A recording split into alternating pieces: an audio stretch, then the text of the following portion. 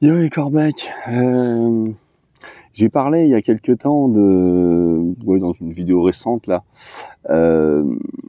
de ce dénigrement de la France et des Français, ce qu'on pourrait qualifier de French bashing. Et je disais que, parce qu'en fait, je sais même plus si j'ai vraiment parlé de ça ou si j'ai juste évoqué le fait qu'il faudrait arrêter de s'auto-coloniser, enfin de faire partie de notre propre colonisation culturelle, de se rendre complice de notre propre colonisation culturelle de la part des anglo-saxons. Hein. Je suis tombé ce matin sur une vidéo d'un gars, alors un youtubeur, je sais pas son nom en fait, Roro. La chaîne c'est comme oui, en fait il parlait, donc lui il est belge et il parlait du fait que de cette espèce de guéguerre entre les Belges et les Français, les Français qui font des blagues sur les Belges, tout ça. D'ailleurs, moi je dirais un truc, hein, vraiment. Hein, ça fait longtemps que je milite en faveur de ça. Faut arrêter ces conneries. Justement, entre francophones, on devrait un petit peu se serrer les coudes. Hein, que ce soit la Suisse romande, que ce soit la Wallonie, que ce soit le Québec, la France, et puis même tous les autres pays qui veulent bien faire partie de la francophonie. Merci les copains, soyons cool entre nous. Hein. Arrêtons de nous flageller le trou de balle là avec des orties fraîchement coupées, parce que y en a un peu marre de ces conneries. Parce que d'où ça vient tous ces conneries là, vous savez les clichés à la con disant que les Français sont mal polis, sont prétentieux, sont sales, sont je sais pas quoi. D'où ça vient? Merci Hollywood. Hein, alors bien sûr que avant ça, il y avait déjà les Anglais qui eux, comment dire, parce que faut bien voir, vous savez, il y a ces histoires de colonisation. Il y avait les deux grands royaumes, empires coloniaux. Il y avait, je mets un peu à part le côté Espagne-Portugal, qui s'est essentiellement focalisé sur l'Amérique du Sud.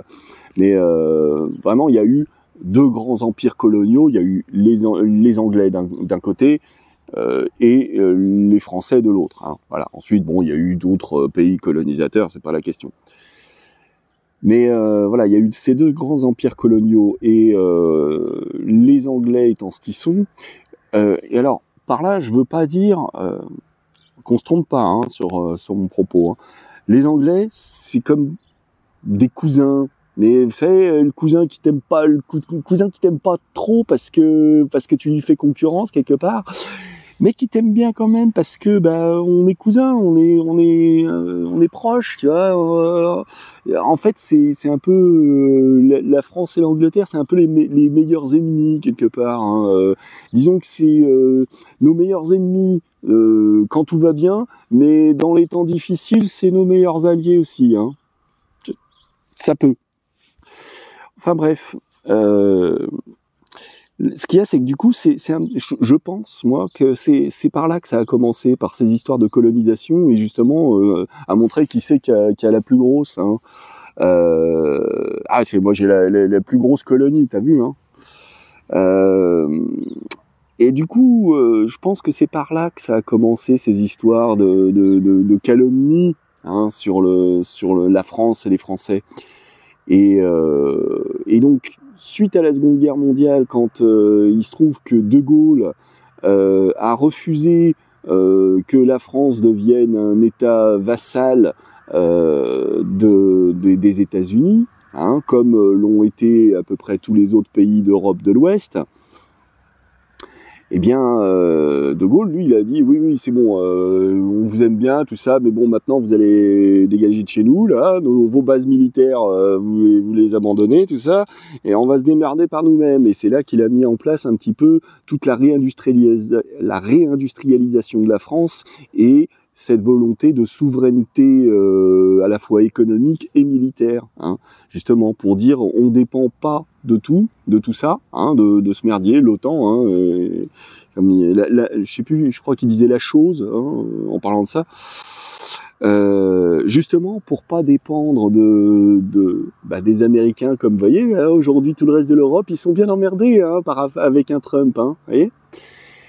Et donc c'est à mon avis là que les Américains, et donc avec leur soft power, Hollywood et compagnie, qu'ils ont pris le relais de la propagande anglo-saxonne, hein, pour continuer d'en remettre une bonne tartine sur ces salauds de Français, tout ça, hein.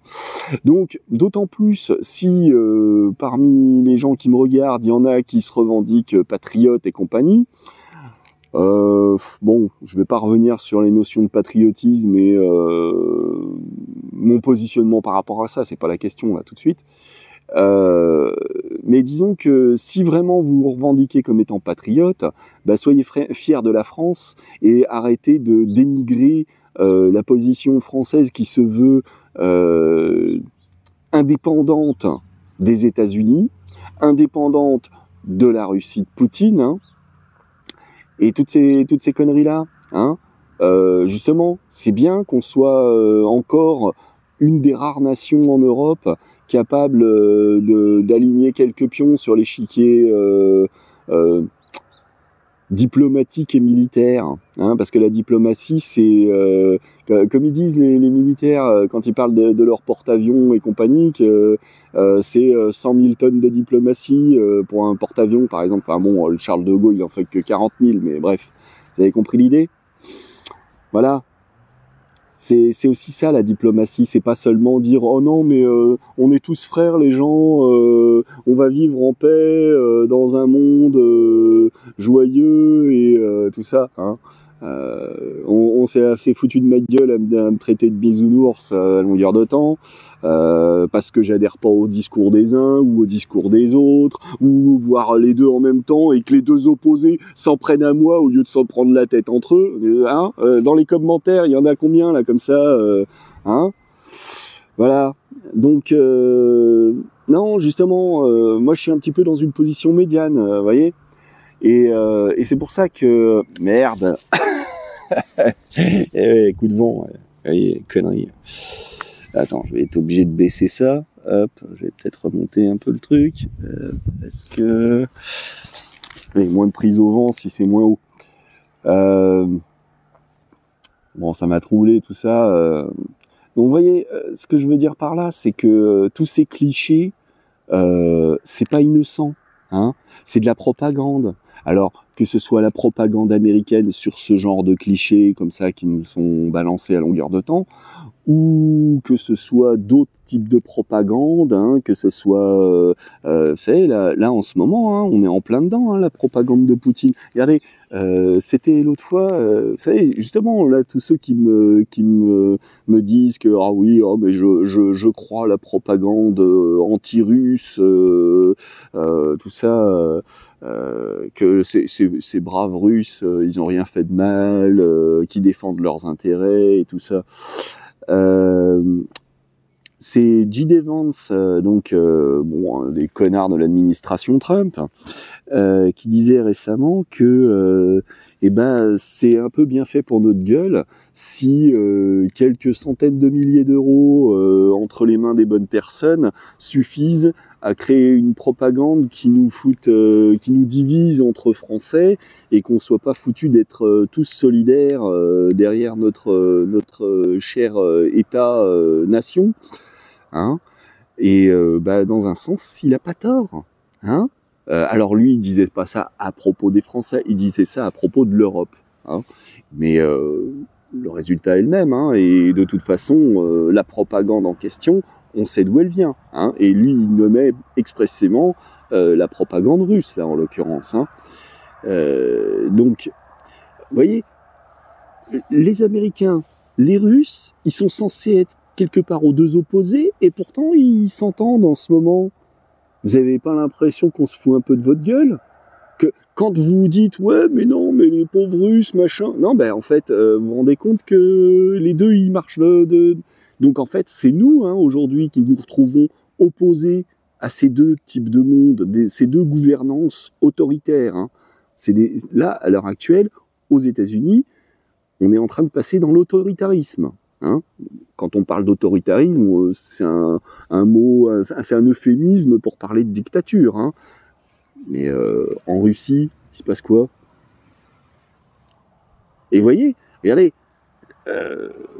là j'ai essayé d'enregistrer un short, j'en suis pas très content, mais bon, bah, je vais peut-être le publier, je vais faire peut-être un petit montage, où je parlais du procès de Marine Le Pen. Vous avez remarqué qui sont ceux qui la soutiennent à travers le monde?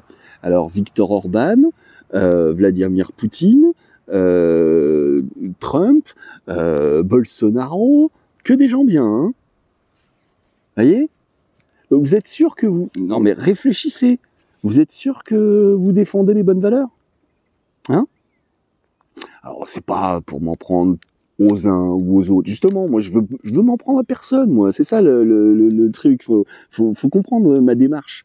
J'essaye, justement, là où ces gens-là, ils veulent nous diviser, moi j'essaye de vous dire, ces gens-là, ils se foutent tous de notre gueule à nous. Nous. Moi, vous, on est la France. On est les Français. Soyons fiers d'être qui nous sommes. Arrêtons de cultiver la honte d'être oh là là, ce pays de colonialistes, d'esclavagistes, de je sais pas quoisistes. Arrêtons avec ces conneries. Et tous ces clichés de merde qui nous balancent là depuis Hollywood là. Arrêtons d'y adhérer.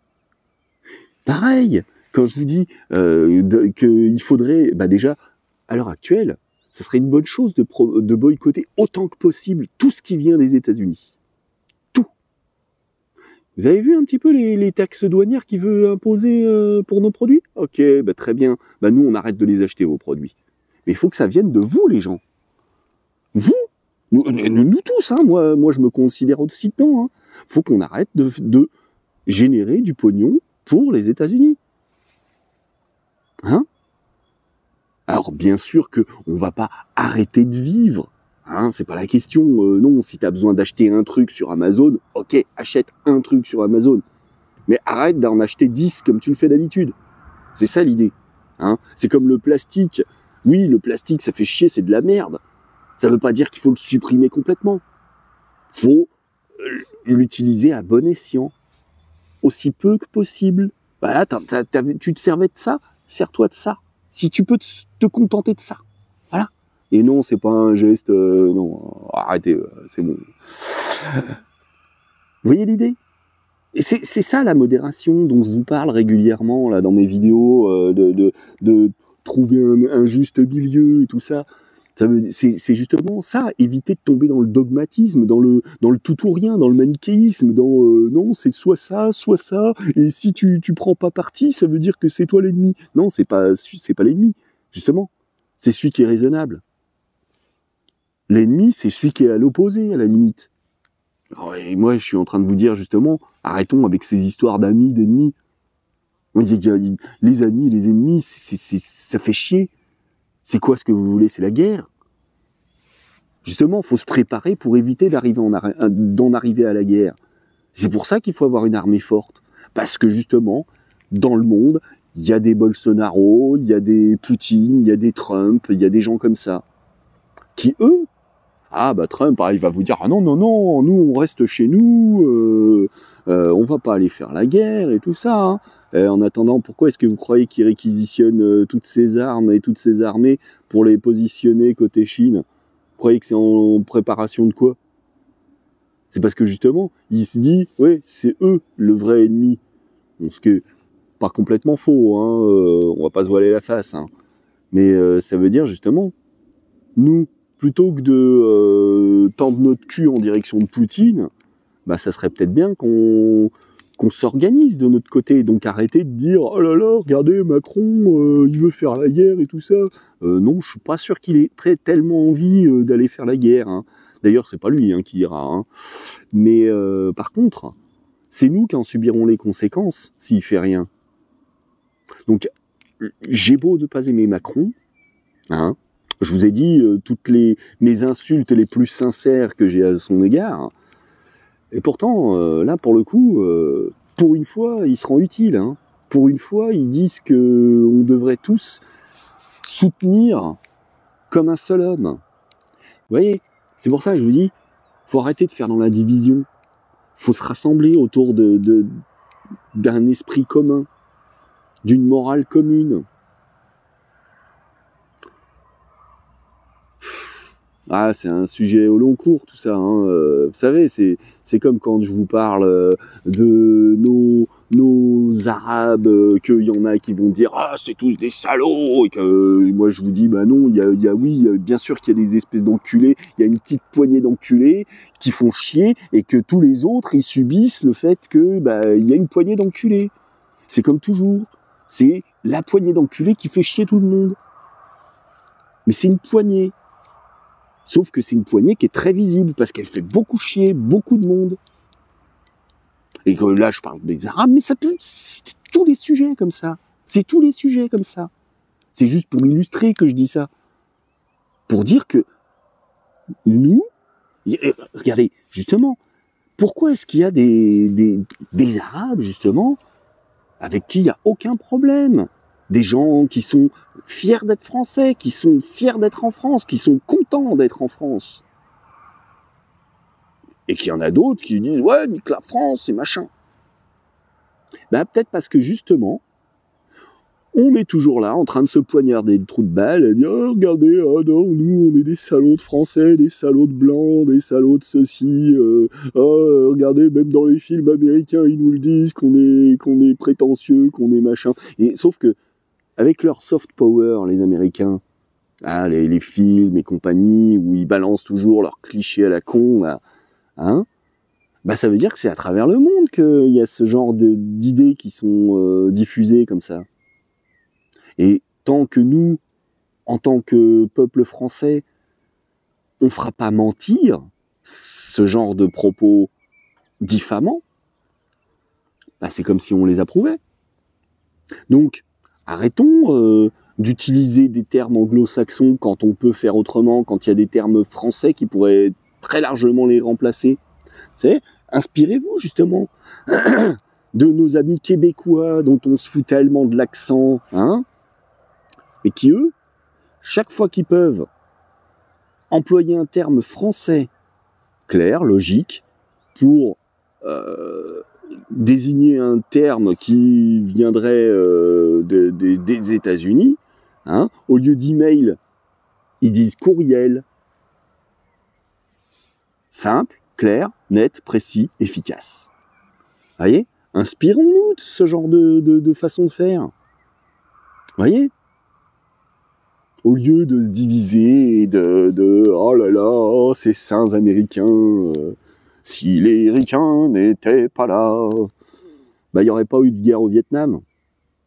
Ça se serait terminé avec la guerre d'Indochine. Bon, voilà, la France, ses dernières colonies, elle voulait pas lâcher le morceau. Bon, voilà, allez, c'est fait. N'empêche que, regardez, au Vietnam, vous savez qu'il y a eu plus de bombes larguées par les Américains sur le Vietnam que pendant toute la Seconde Guerre mondiale, partout sur Terre. Il y a eu plus de bombes larguées sur le Vietnam que partout sur Terre pendant la Seconde Guerre mondiale. Vous réalisez un petit peu la quantité ? Vous voyez un petit peu ? Bien évidemment que les Américains, ils font la guerre partout où ils vont, et qu'ils foutent la merde partout où ils vont. Souvenez-vous de... Comment il s'appelait ? Allende. Salvador Allende. C'était le président... alors attendez, c'était Chili, je crois. Ouais, c'était du Chili. Bah oui, c'était avant Pinochet. Parce que lui, c'était un gauchiste. Et bah les Américains, ils ont aidé Pinochet à le faire exécuter, hein, pour pouvoir prendre sa place. Parce que les Américains, ils préféraient avoir un mec d'extrême droite plutôt qu'un gaucho. Voilà.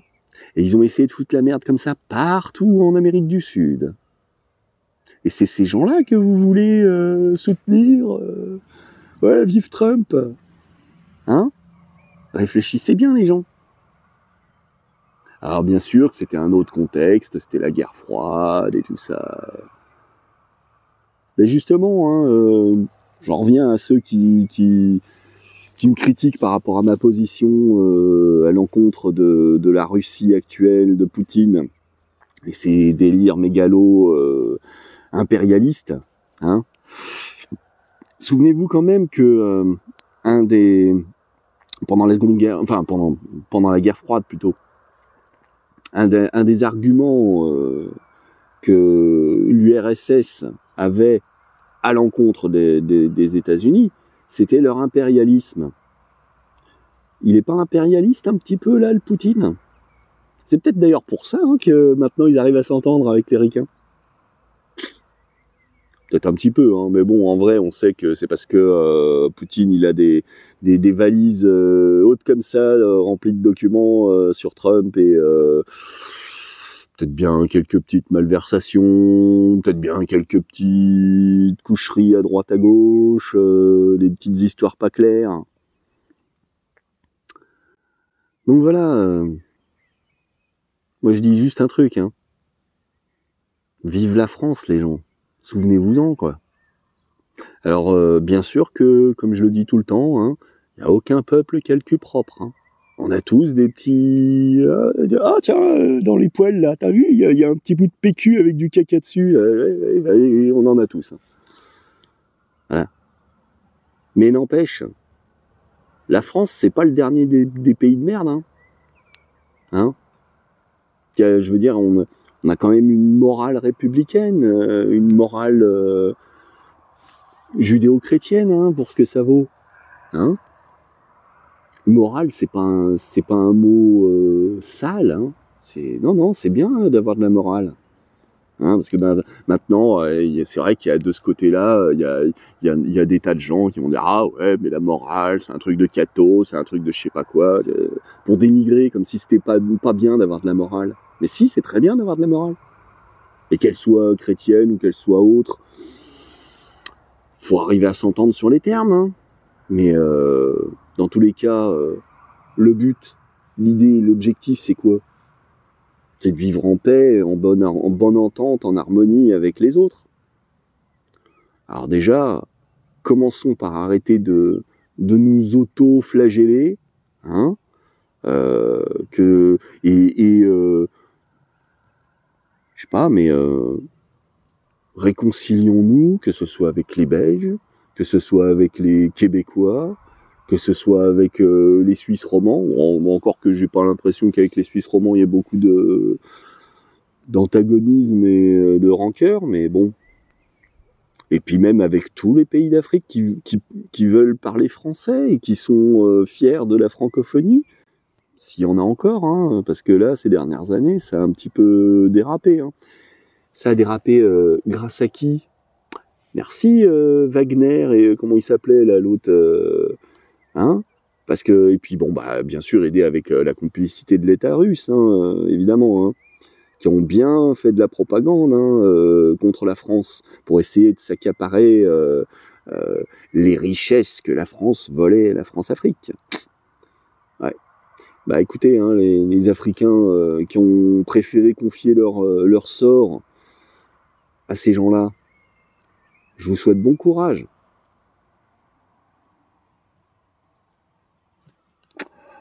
Bon, enfin voilà. Je sais pas si ça va être bien compris ce que je veux dire, tout ça, mais... Faut bien voir quand même que...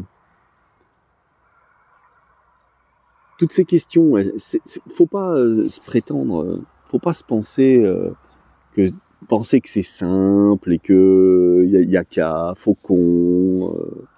Non, hein. C'est pas simple, hein. Et il y a des tas de politiciens qui sont passés, qui ont essayé leur sauce, mais il y a toujours des intérêts personnels, puis des intérêts de l'État, et tout ça à concilier. Et puis, quand il faut en plus faire, comment dire, laisser quelques petites valises traîner au pied des dirigeants des pays avec qui on veut faire affaire, si on veut pouvoir faire affaire, hein. Vous voyez? Donc non, c'est sale tout ça, hein. Ça s'appelle la politique. Donc maintenant, il serait peut-être temps de se réconcilier avec nous-mêmes et d'arrêter de marcher dans ce jeu de la division dans lequel nous entraînent les anglo-saxons, les russes, voilà. Allez, ciao les gens.